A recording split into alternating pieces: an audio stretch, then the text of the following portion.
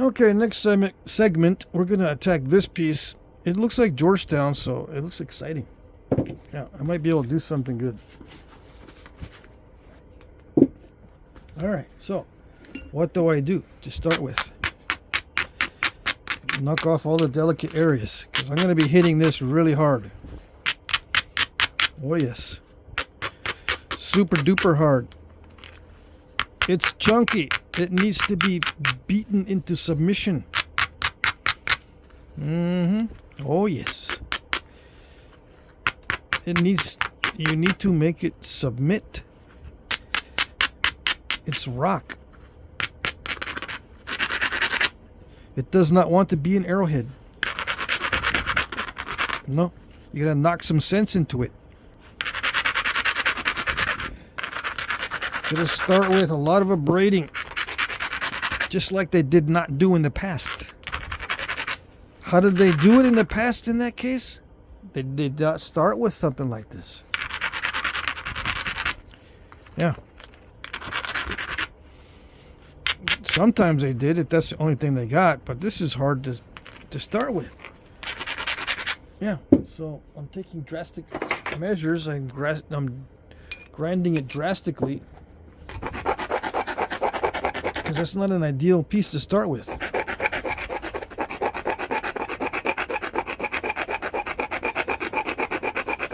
Not even close.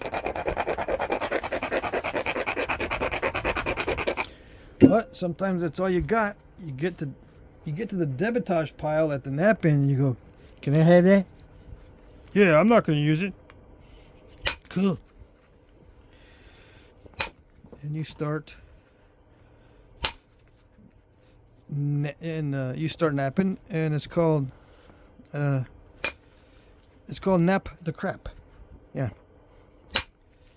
That's what it's called. What are you doing? Oh, I'm just trying to nap the crap. Yeah, I do that too.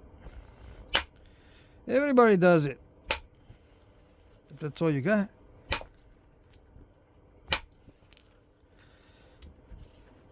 Now, what's my strategy? What's my motivation for removing the flakes in this particular spots? What is my mentality? What am I doing? Just look at the flakes I'm getting and you can kind of get the gist of what I'm thinking. Look at the flakes that I'm getting. Is it completely 100% reliable? No. But it's the best indicator, because sometimes the choice that I make is subconscious or not. I'm not really thinking about it.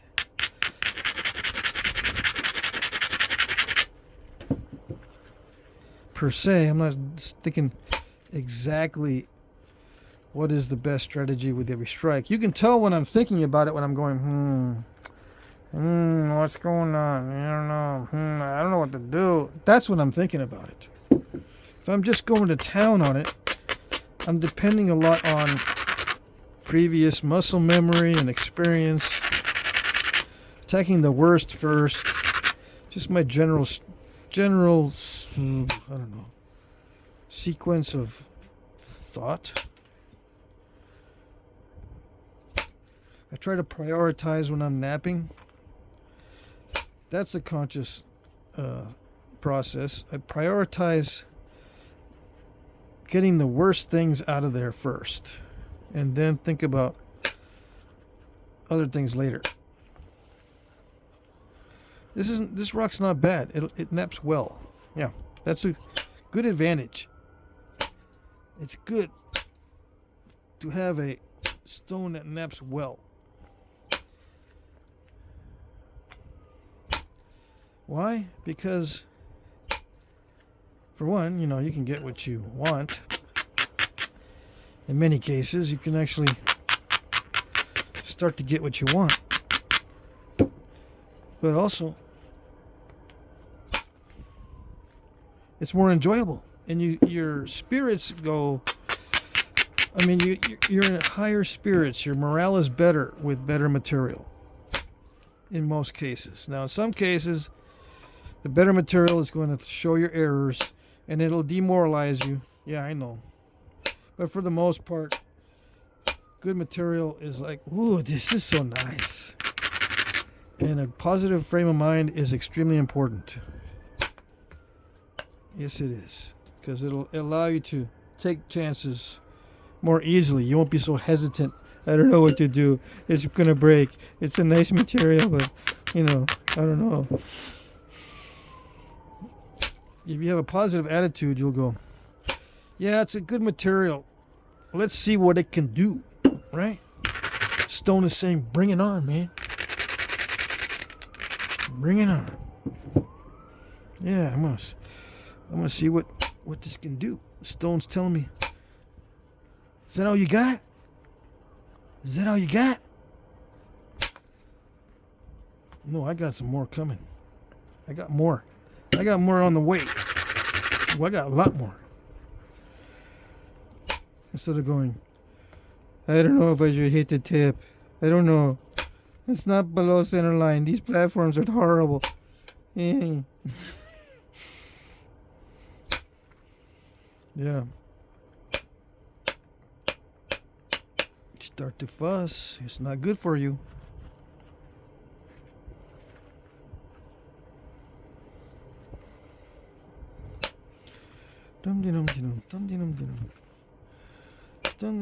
Opportunistic. If you want to learn my style, you've got to be opportunistic. I will do the contrived thing every once in a while, where I set up a specific platform for a specific strike in a specific area for a specific kind of flake. I'll try to control the initial conditions as much as possible. I won't try to wing it. I'll be more contemplative. I'll contemplate more and go, let's see, what is the best? What's the most logical what is the most logical next step in the procedure?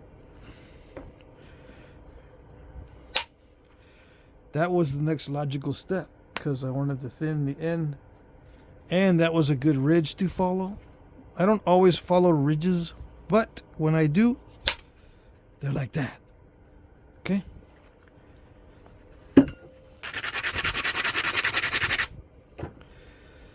Alright, this is a sweat stage coming up. We're not even going to pause. We're just going to go right into it. Into the thinning stage where it starts to get down to the nitty gritty. And see, I can overshot if I don't watch myself.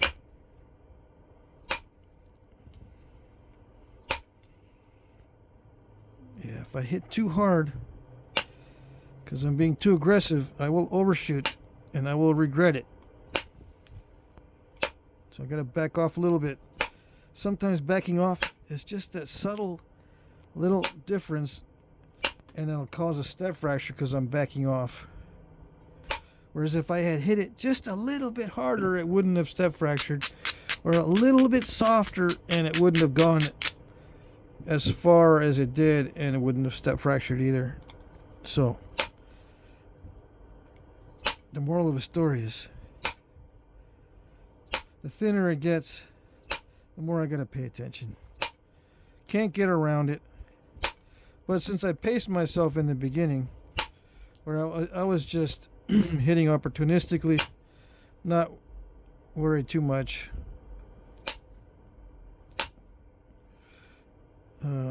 about, working to spec or something. I don't have another point that I'm putting on here hoping that I stay within the range. No, I'm just letting it get thinner and thinner and smaller in proportion to the flake removals, how big the flakes are and stuff. Within reason, I gotta take some chances.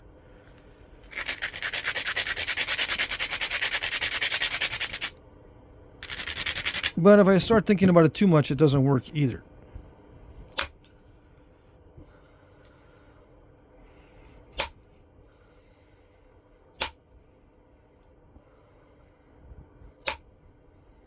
Yeah, I do have to pay attention to the thickness of where I'm hitting. I can gauge a little bit the thickness of where I'm hitting by just the feel of it. And what I mean by that is the feel helps to confirm that it is thick in that area, and I need to know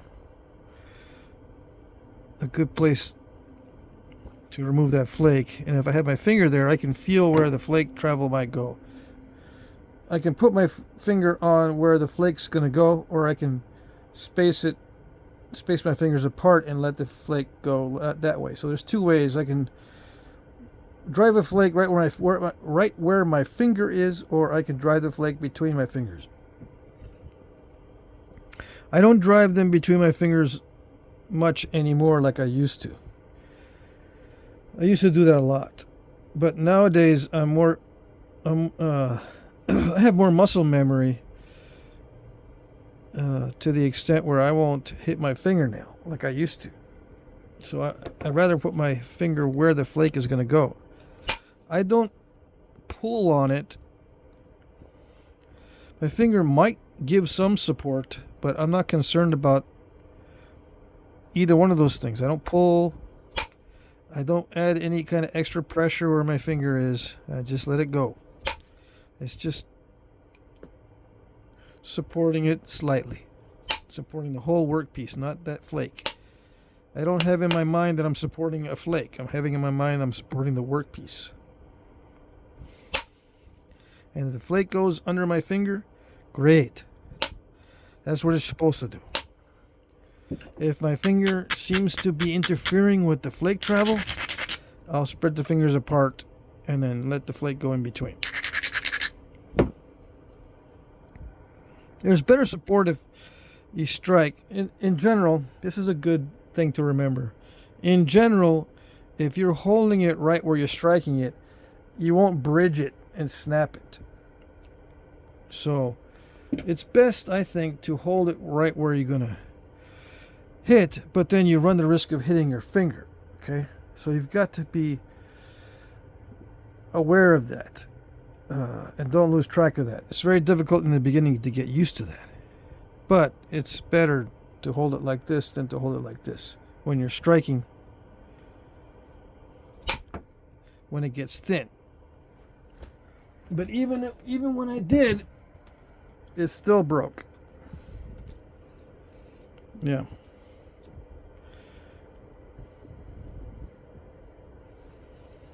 Now, there's no defect in the material.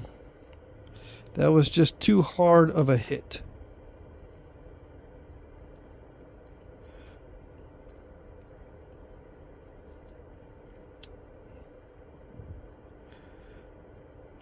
I think I did remove a flake. It did remove a flake. I think. I don't know, maybe not. It just broke in a weird way. I don't know why it broke there. And it's not because I don't understand fracture mechanics. It's just because I don't know why. Could be as simple as it's just too weak in that area for what I was trying to do. Or it could have something to do with the way that the contours are kind of wonky right there. On the opposite side of that strike, there may have been an incipient crack in there somewhere. I was hoping to just remove that lump, but instead the whole thing snapped. But I think you got the idea on how to thin it down. So I'm pushing the limits, as you can tell. I've already snapped two things here. All right, let's tackle this one, see if we can snap this one. You might say, I don't want to see no snaps. I want to see perfect working. I want to see perfect workmanship. Yeah. Well, when I'm trying to explain it, it's a little bit harder to be perfect when I'm trying to explain this. For one. And number two, I don't want to be working that hard. You're supposed to be breaking them anyway. You're supposed to be doing this. When you're learning, you're supposed to be pushing the limits of the stone and breaking them. You're supposed to be breaking them when you're learning. Okay, I haven't napped since the last video. Right, so, you know, yeah, I get rusty even after a few days. And going from one material to the next there's a little learning curve there. Going from Keokuk to Georgetown and then to Dacite, there's a little bit of a learning curve. So it's not going to be perfect.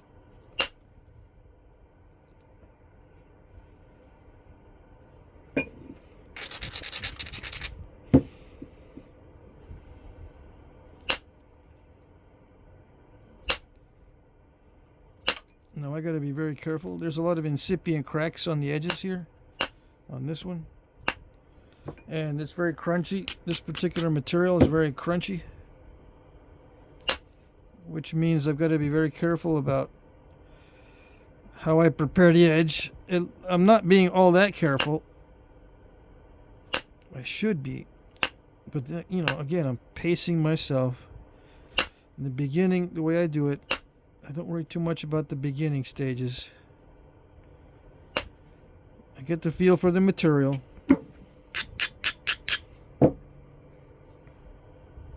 And then I try to thin it down.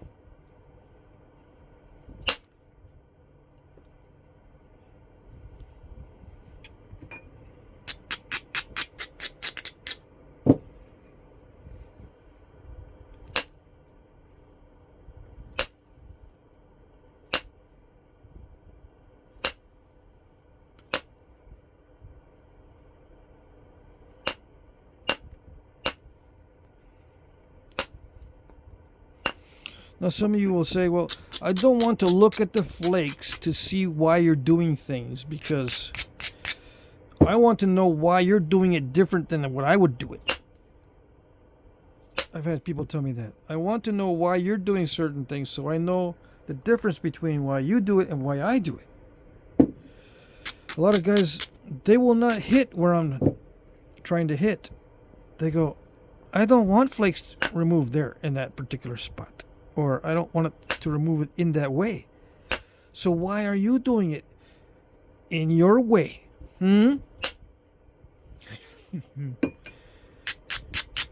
That's what they want to know.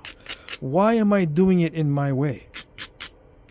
I'm assuming that's what they want to know. Because they don't want to do it when they're trying to anticipate what my next move is. They say to themselves, I would not have done that. Why do you do that? Yeah, I get it. You just nap the way you think you should nap. Yeah.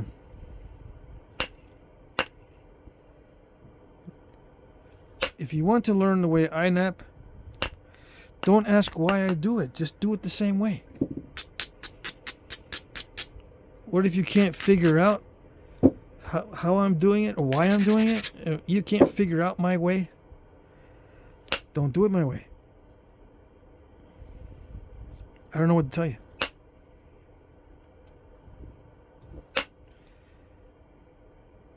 But I want to do it your way because my way stinks really bad. Yeah, well, you'll have to probably watch a ton of videos. Maybe get it in your subconscious. And then your subconscious will do it without you knowing.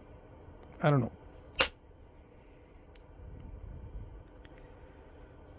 Some guys can anticipate my next strike with 80% accuracy. But I think they've watched more than 400 hours of my videos. That's just an arbitrary number. Who knows how many hundreds of hours they've watched.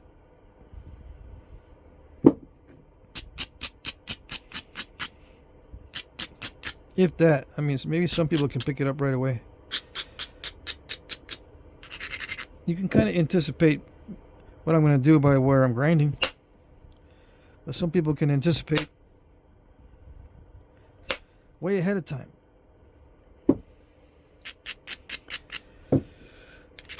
So maybe you can try that. Just keep watching and see if you can anticipate what I'm going to do. And then you don't need to try to figure out why. You just get used to the way I'm doing it, and then you'll anticipate it just by observing the way I do it and getting used to the way I do it. I don't know.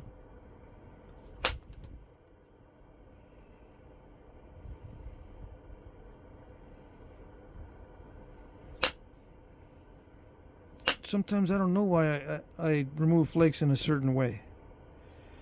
So, like I said before, if I was going to explain everything, the chances are I might be making some of the stuff up. Since I don't know exactly my motivation behind every flake, if I try to describe every flake, I'm going to be making stuff up. Because I don't know exactly why I'm doing certain things.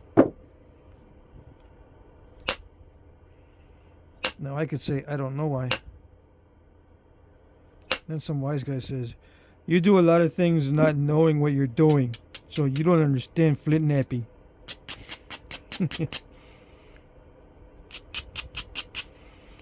Okay. Well, I could make things up for the inquiring minds that want to know, but I'm not going to. Inquiring minds want to know comes from the Inquirer, which was a fake newspaper. All the stories were fake, basically. It was written for entertainment purposes only. It said right on the magazine or the newspaper. I'm not going to do that, even though inquiring minds want to know. Sometimes I don't always know the motivation behind my strikes. I just do it. Sometimes I just try it out.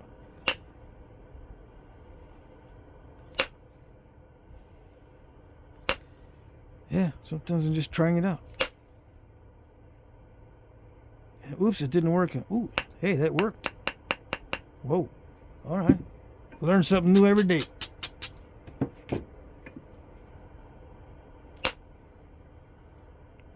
That kind of thing.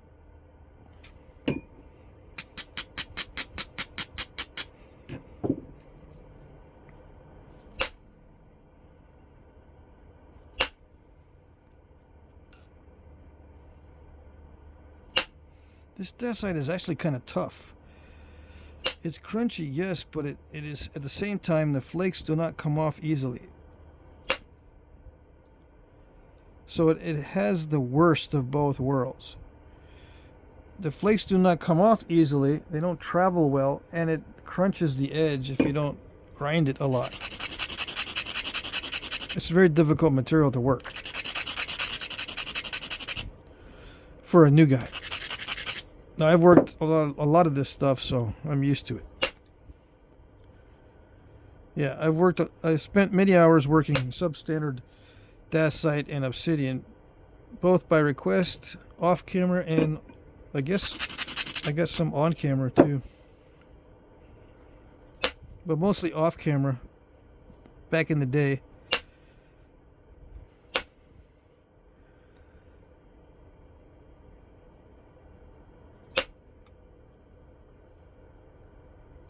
So I thought it was good stuff. Turns out, not all Dacite is created equal.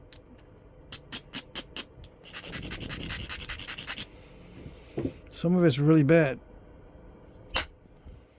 You can't do anything with it.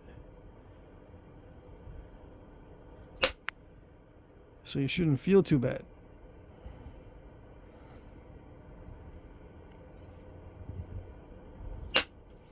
So you see how I whittle that down little by little.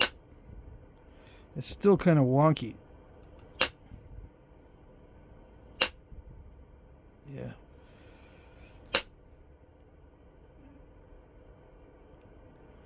It'll still be thin. It'll still be difficult to thin down, but I don't want to go further than this because I'll end up like the other two pieces if I push it too far.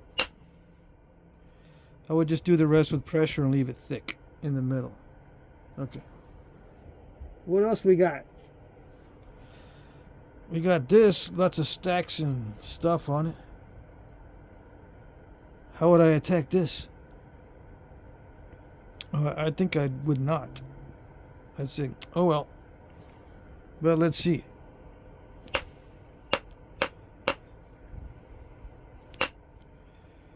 Get to straighten it first. Okay, so now it's kind of straight. It's going to take some hard hits, so I got to grind it. Yeah, to get those turtlebacks and lumps off, I'm going to have to hit this really, really hard. Who anticipated this one here? Somebody did. Who anticipated this one here as my next move? Can you spot the worst things going on? Some say the concrete's the worst for me. Yeah, well, it's not the worst. The worst is the ends and then the thick spots. They're really, really bad thick spots. I'll worry about that concrete in a little bit.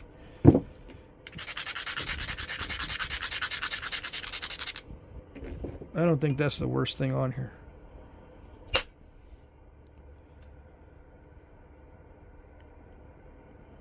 It's these thick spots that are really bad. And I gotta set up the edges to be able to handle these hard strikes. So it's not completely opportunistic. In this case, I've got to figure out the best way to hit those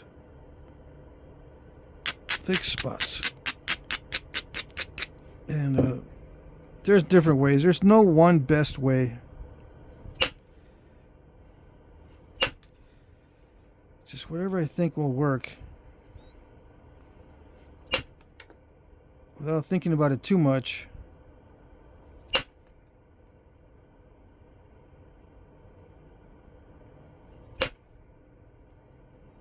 Dang, it's tough. This is a tough piece.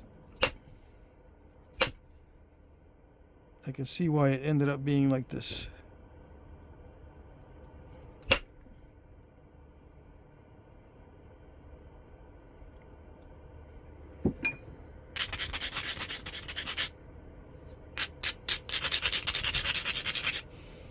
Tough rock that requires a lot of force. And the flakes don't travel that well. That concrete might mess me up, actually. Yeah. It won't budge. I just tried to send a flake that way and it stopped sooner than I thought it would stop. So, yeah, this concrete, it is quite tough.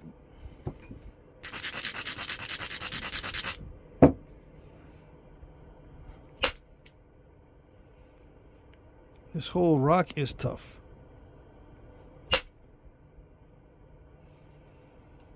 It looks like good material, but it's not. It feels like good material, but it's not.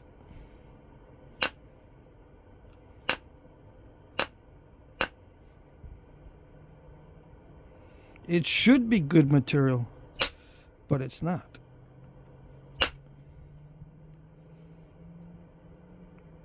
Why should it be? Because it looks like it's Georgetown. Should be good. What's the problem? Problem is the flakes don't carry on this stuff. On this particular piece, it's extremely difficult to run a long flake. And if it's extremely difficult to run long flakes, guess what? You're not going to be able to run the long flakes, especially if you're new.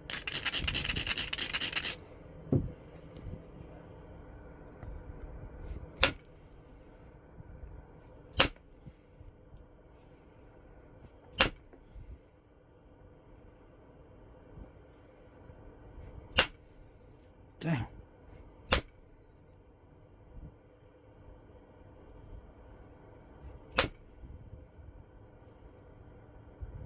I'm just trying stuff. I don't care.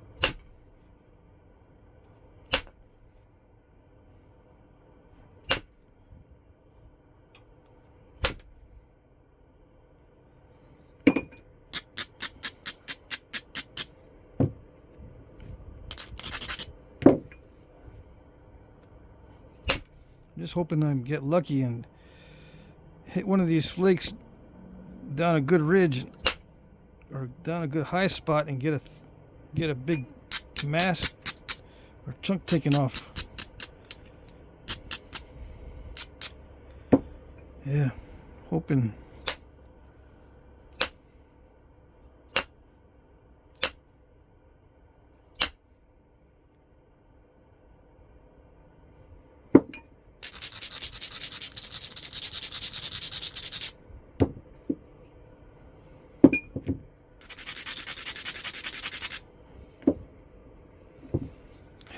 It's going to require some really hard hits, so I gotta grind it a lot. Okay, here goes.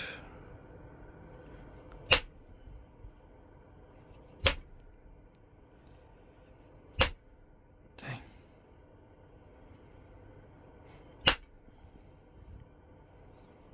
It is not budging at all.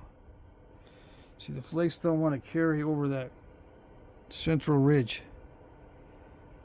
A lot of it has to do with the size of it, but the rest of it has to do with just the nature of this piece of stone.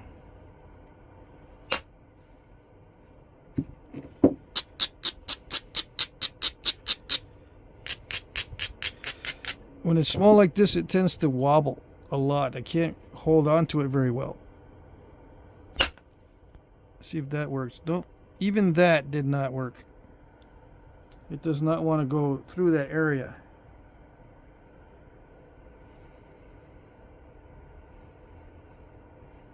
So that's it. I could halved it like that, but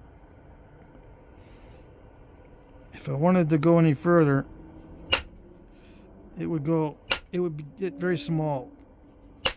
Oh, come on.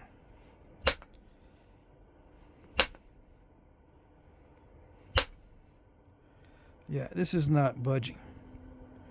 It does not budge.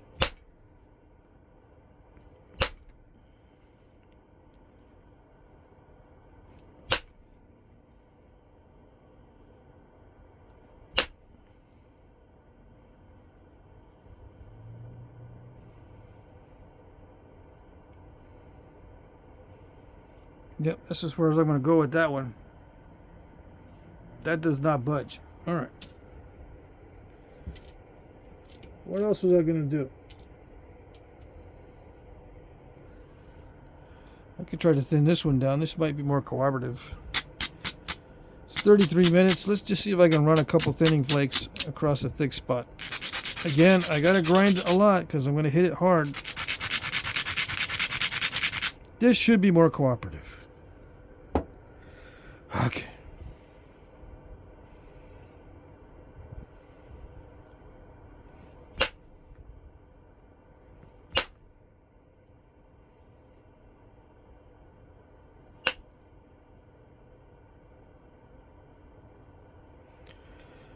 Yeah, the edge is not low enough.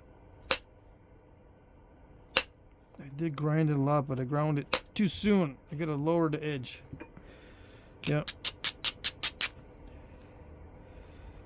It's looking more curved, but hold on.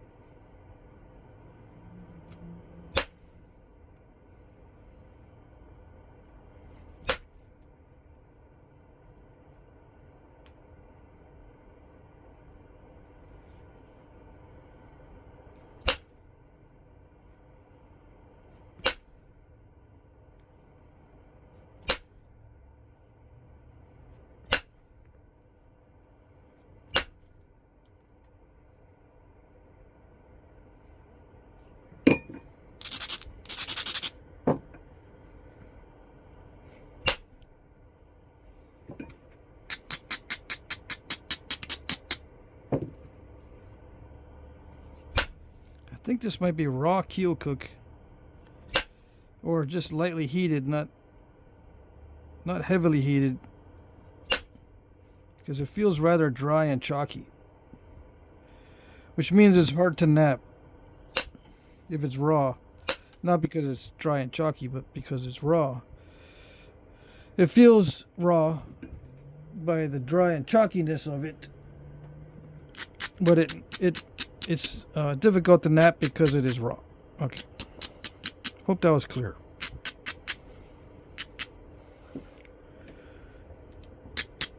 What is the main difficulty in flint knapping? Thinning it. That's the main difficulty. So when it's raw, many times it's more difficult to thin down. Sometimes it's easier. It's ironic that sometimes it's easier to thin down when it's raw, but that's only because it doesn't break on you when you hit it super duper hard. Yeah. You need to hit it really hard to get it thin, and sometimes the rawness of the stone works in your favor when hitting it hard. It'll stay together better, but not always. Yeah, don't depend on that. Staying together means it doesn't snap in half. It's not snap in half-ish many times when it's raw, but many times it is. So it just depends on what you're working on. Depends on the stone, and it can vary. Some raw Keokuk might nap nicely, and some might nap terribly. Some heat-treated Keokuk might nap very well, and some heat-treated Keokuk might just snap in half every single second. You just look at it. Every time you hit a spot where you need to reduce the thickness, it'll snap in half. Every time.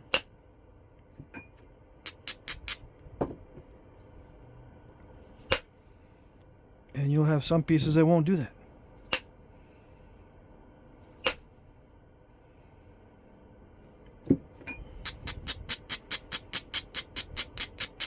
This stuff is not easy to nap, so don't feel too bad that you were not able to thin it. It requires extremely hard hits.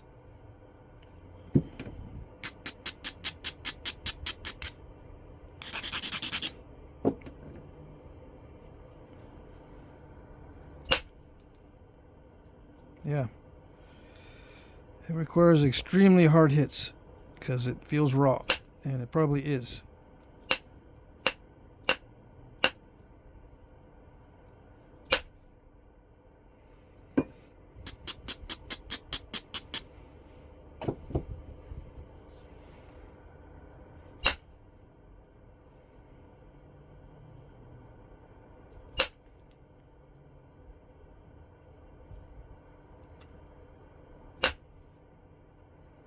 So mainly opportunistic, and it's not perfect,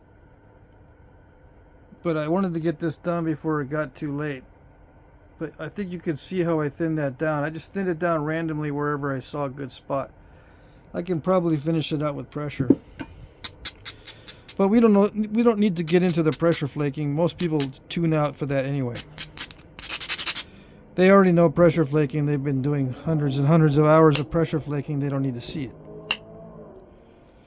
What they need to see is how to thin it. That's my experience. And I'm just hitting it hard opportunistically. Right now I'm risking breaking it in half.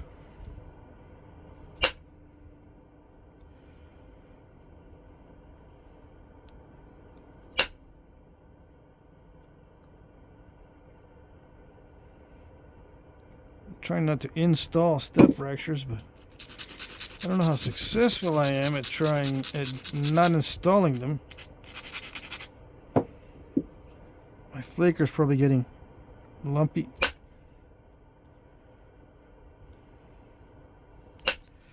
Anyway, I'm out of time. I don't want this to drag on and on, but I think you get the idea. That's good enough to pressure flake to finish it out. Yeah. Okay.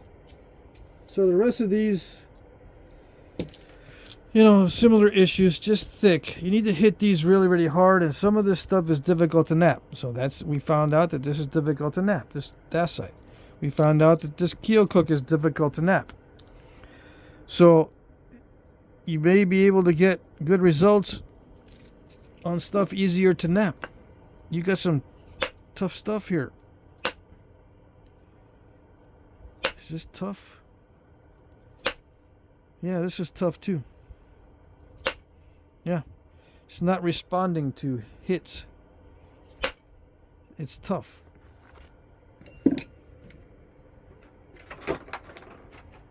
It's tough material.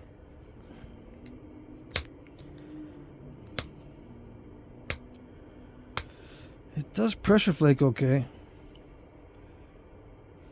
but it doesn't respond well to percussion.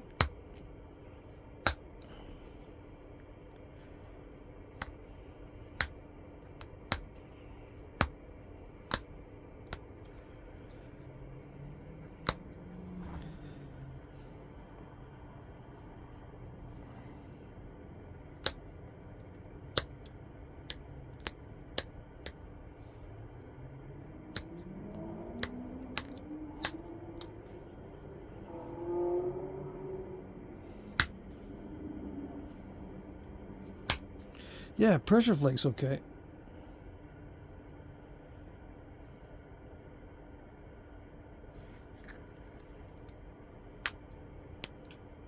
But again, it's not easy.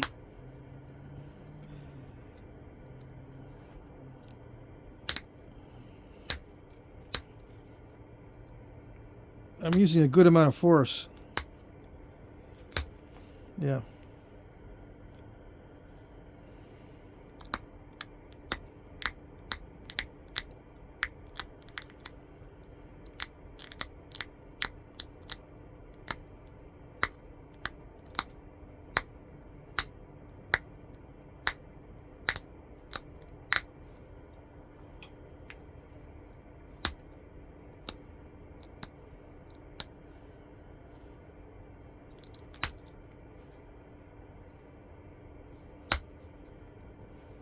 I'm taking a chance by not abrading, but it seems to be all right.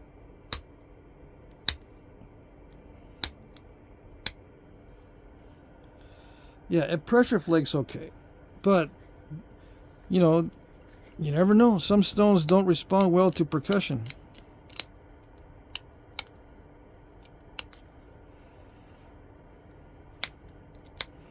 Why?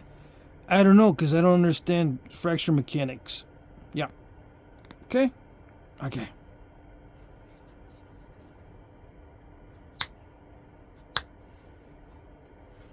Even if I did it, it won't make this any easier.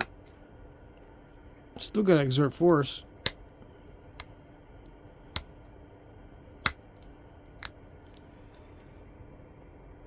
Yeah, it's not bad. If I want to get that lump out of the middle, I would need percussion, and percussion is probably not going to do it. So this kind of stuff is not going to get really thin. It does get sharp though. So I would leave it like that and just haft it like this. Yeah, no biggie. No big deal.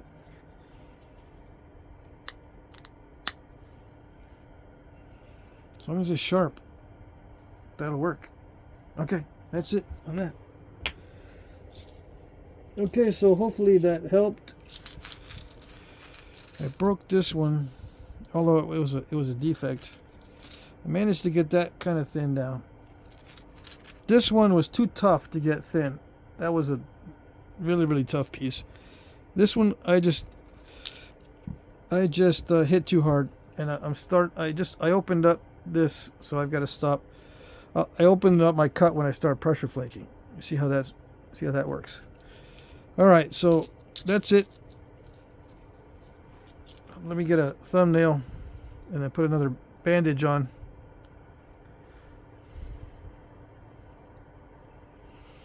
And we'll call it good.